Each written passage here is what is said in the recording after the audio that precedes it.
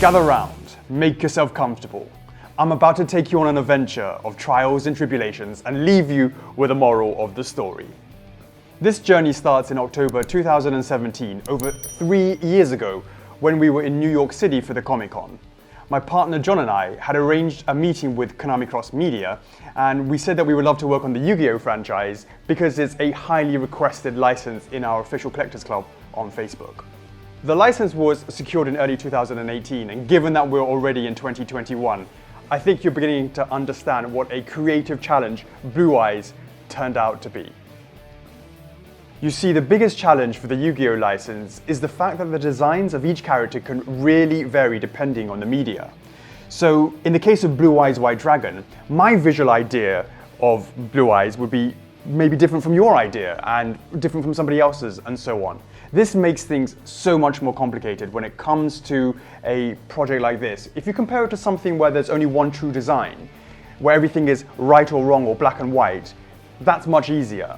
For something like this though, because there are so many different variations of Blue Eyes White Dragon out there, it makes it really challenging to combine all of those references and decide on the actual final design.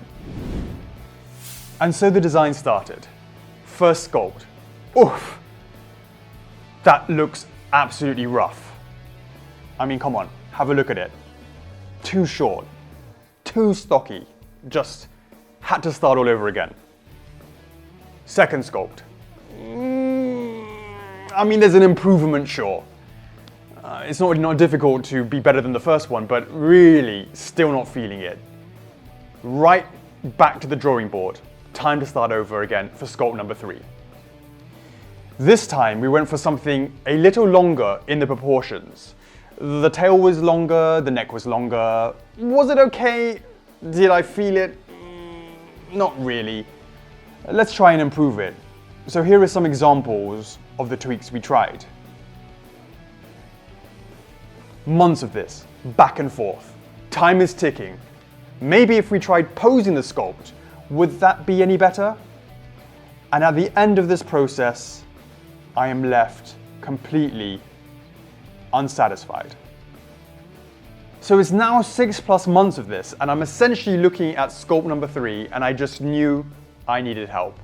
This is when Toolboy and I had started the beginnings of our current dream team. I said, we need to start all over again. Let's concept the pose first, and from that, we will get the visual guide for the proportions, and that we can use that for the next sculpt. We narrowed down a couple of choices and used that to create the 4th sculpt. So along came the sculpt, starting fleshing out the base. How could we get it to complement the sculpt, and how can we use it to support the figure? Finally, we get to the end. Hooray! Sculpt number 4 is finished. I went ahead and printed out a mini version to review, and we could carefully view it from all angles. Now this is October 2018. We'd been at this for over 10 months and we were finally done.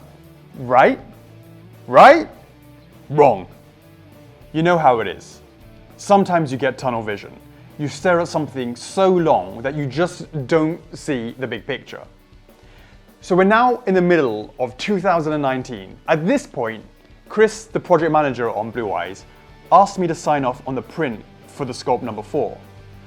Looking at it with fresh eyes, that great feeling I got when I looked at the sculpt at the end of 2018, well, it was gone.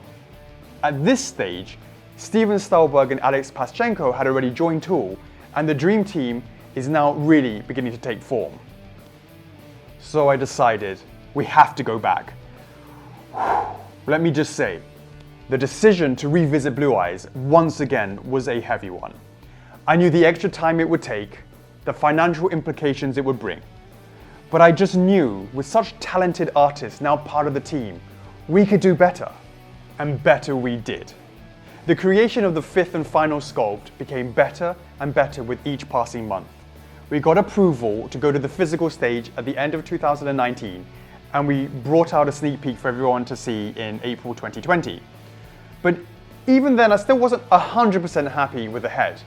We reworked the head one more time until finally, We got full approval in September 2020, and I've been eagerly awaiting Blue Eyes' turn to get the wonderful marketing treatment. Hooray! The journey to create something and be 100% satisfied can be a road paved with great cost. For me, a product that I'm proud of, that has that wow factor, is something that I strive for every time. Sometimes an amazing product like this Blue Eyes White Dragon just doesn't come easily. It would have been very simple for me to accept the very first version and just moved on. However, you never get a second chance to make a first impression, and I would never have forgiven myself knowing that I could have made the call to improve the project and I just didn't.